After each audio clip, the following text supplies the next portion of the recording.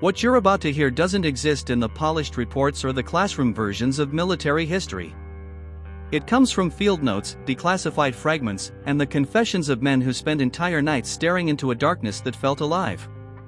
According to U.S. military records from Southeast Asian operations, elite marksmen, soldiers trained to treat the night as an ally, found themselves stalked not only by enemy fighters, but by something else. Something quieter. Something older than any war. Creatures that did not understand battle lines, doctrine, or politics, yet shaped the battlefield in ways no strategist could predict. This isn't the paranormal. And it isn't exaggeration. These are real animals, documented by soldiers who insisted that the jungle itself felt like a breathing, watching organism. Pay close attention. Because what follows is the part of war no one prepares for, the moment when the environment stops being scenery and becomes a sentient, shifting participant. When a sniper's greatest fear is not the muzzle flash of an enemy rifle, but the sound of leaves moving where nothing should be. Night operations in Southeast Asia demanded absolute silence, absolute patience, and an absolute trust in one's senses. But veterans say the night corrupted those senses in subtle ways. The air was too wet, the shadows too thick, the forest too crowded with life. At times, it felt as if the world narrowed into a single inhalation, dense, humid, motionless, before erupting with unpredictable noises that fractured the illusion of control.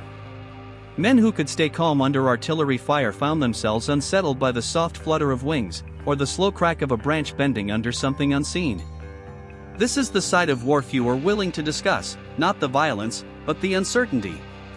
Because before the first shot was fired, before a sniper even identified his target, he had to survive the most psychologically corrosive battlefield imaginable, a nocturnal ecosystem that did not care who lived or died. The list you're about to hear isn't a ranking of animals. It's a record of the most psychologically destabilizing nocturnal encounters, the ones that shaped critical missions without ever being acknowledged in official reports. Each one is a reminder that soldiers weren't just fighting insurgents hidden in the dark. They were fighting their own minds, forced to interpret every rustle, every chirp, every passing silhouette as either harmless or lethal. And so we begin. The first creature emerges not with a roar, but with a whisper, an almost delicate sound that could lull a man into lowering his guard, right before snapping him back into terror. It begins with a flutter, soft, irregular, almost fragile. Veterans described it as a sound too small to pose a threat, which is exactly why it terrified us. In the dense Southeast Asian canopy, the first creature to haunt night operations wasn't large, wasn't predatory, and wasn't even particularly aggressive.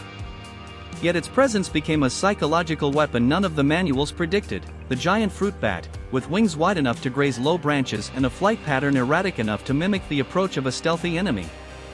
Snipers operating in deep concealment reported that these bats moved with a strange, hesitant rhythm.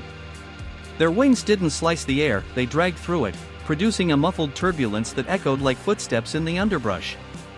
During Overwatch missions, where absolute silence defined the difference between survival and ambush, the smallest vibration of foliage could shatter concentration.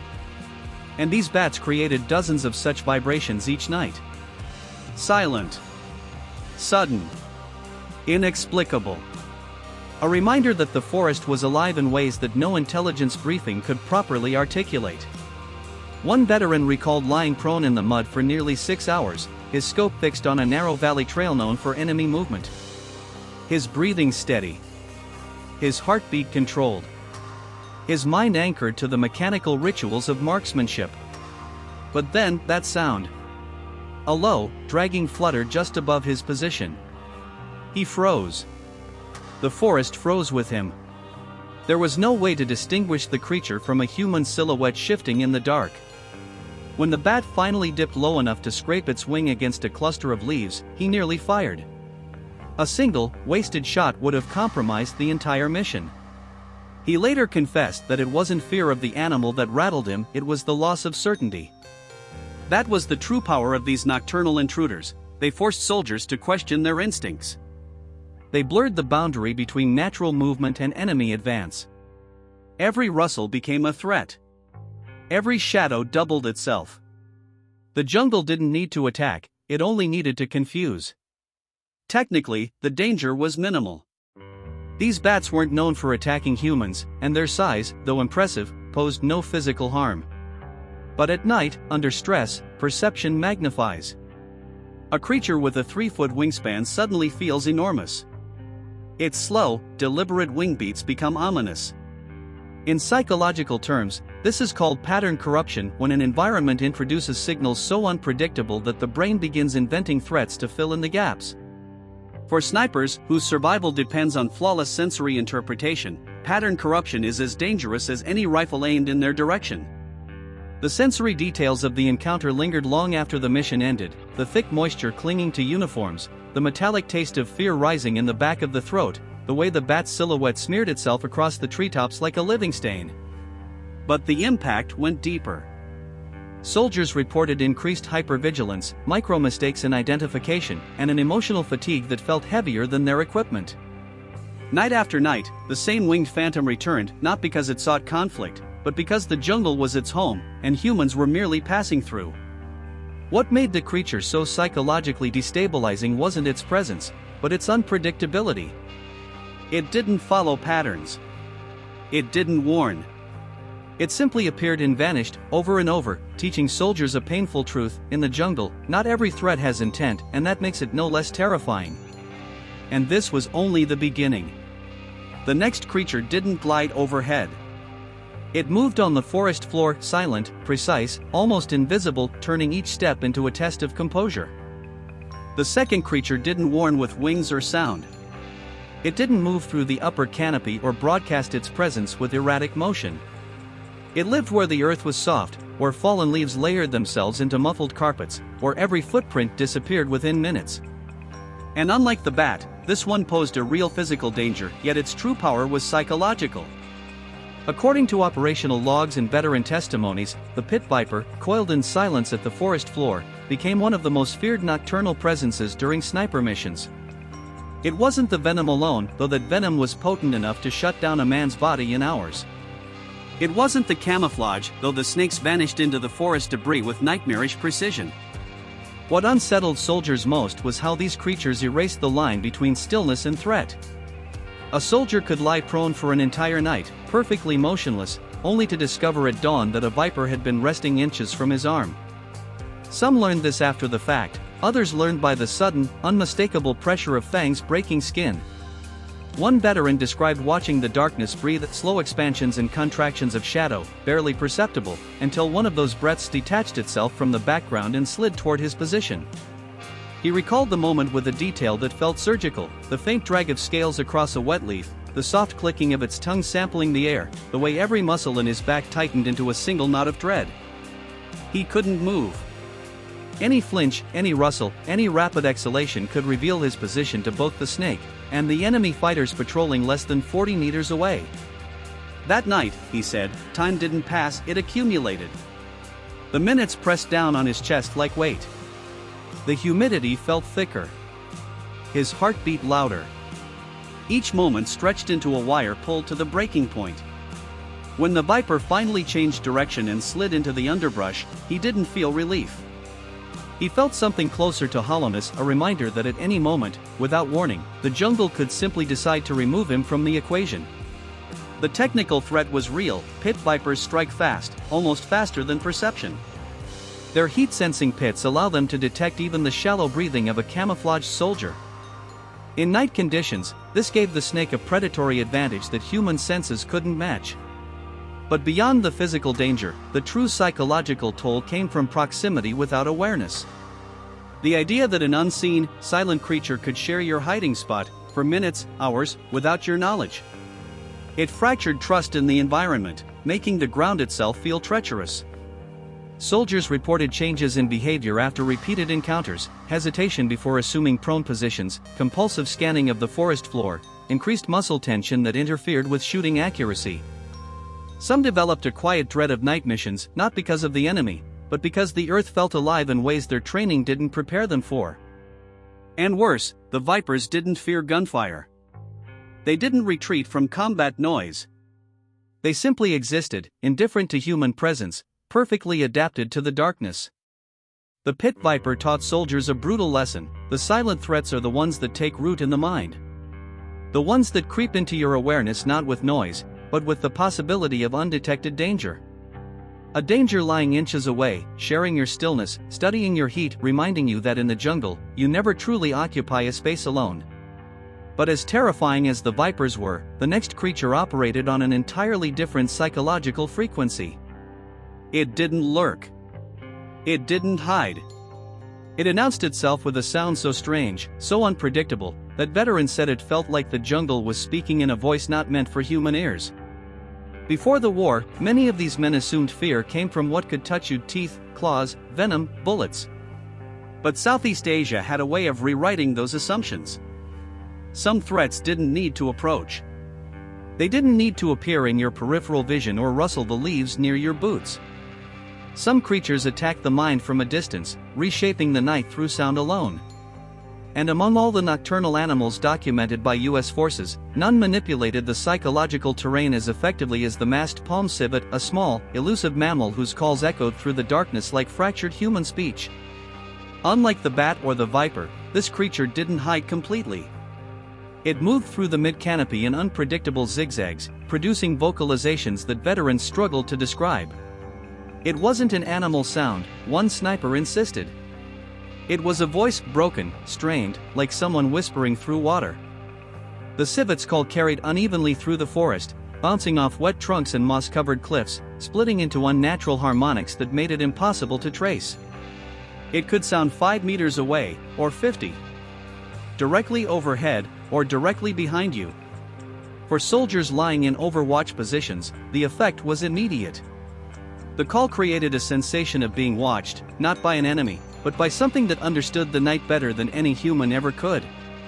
One veteran recounted hearing the sound during a fog-heavy operation, a stretched, warbling cry that seemed to slide between octaves, rising too fast, falling too slow. He described how the mist carried it in spirals, making it feel as though the jungle canopy itself were breathing words into the darkness. He froze, not from fear of the animal, but because the sound hijacked his instincts. His brain attempted to classify it as human communication, then failed. That failure was dangerous. Snipers depend on auditory pattern recognition as much as visual cues. When a sound disrupts that pattern, when the brain can't decide whether it's natural or tactical, it creates a psychological wedge, doubt. And doubt is lethal. Several operations were delayed or repositioned because soldiers misinterpreted civet calls as coded enemy signals, or worse, as wounded allies crying for help. The animals, unaware of the chaos they caused, simply continued their nocturnal routines, weaving their strange music into the night. Technically, the civet posed no physical threat. It didn't attack. It didn't approach humans. It didn't stalk or harass. But that sound was a weapon of disorientation. It could fracture focus, accelerate heartbeat, and trigger hyperalertness so intense that every nerve felt electrified. Some soldiers described it tingling across the scalp, a sensation like static electricity crawling beneath the skin. Others reported an irrational sense of being surrounded, as if the creature's call carried an invisible presence into the vegetation around them.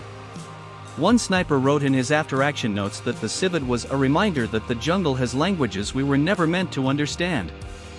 In the pitch-black hours before dawn, when humidity blurred vision and sweat made rifle grips slick, the civet's voice became an auditory hallucination waiting to happen. A cue that transformed the night into a labyrinth of misunderstood signals. The psychological consequence was subtle but profound: the distortion of reality. When a soldier begins doubting what he hears, he soon begins doubting what he sees.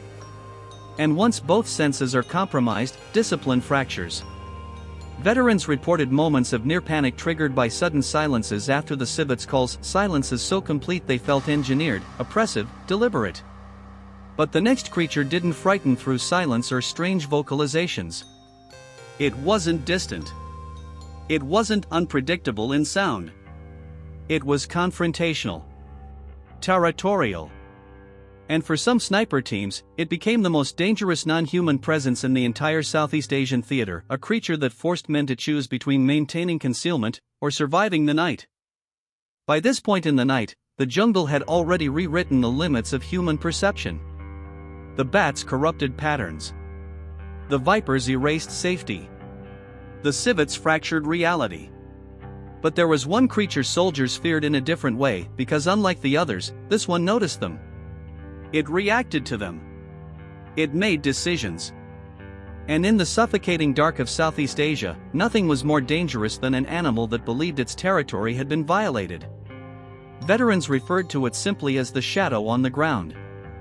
The locals knew it well, the Asiatic leopard, a predator so silent and fluid that even experienced trackers struggled to detect its presence until it wanted to be seen. Snipers on multi-night operations encountered them rarely, but when they did, the event stayed carved into memory with the precision of a knife edge. The leopard did not behave like the unpredictable bat, or the indifferent viper, or the distant civet. It was deliberate. Calculated. A creature whose movements carried intent. Many soldiers described the same pattern, a sudden shift in the atmosphere, a thickening of the air, as if the jungle itself tightened around them. The night sounds dimmed. The vegetation stilled. And then, two faint glints hovering in the dark. Eyes. Low to the ground. Unblinking. One veteran recalled lying camouflaged near a riverbank on a moonless night. The humidity pressed against his lungs like a second skin. Hours passed in silence until he heard a soft crunch, a single paw depressing wet leaves. Then another. Slow. Measuring. The sniper knew immediately what it was: the weight distribution, the cadence, the absence of hesitation. Predators move differently from everything else. They don't search. They assess.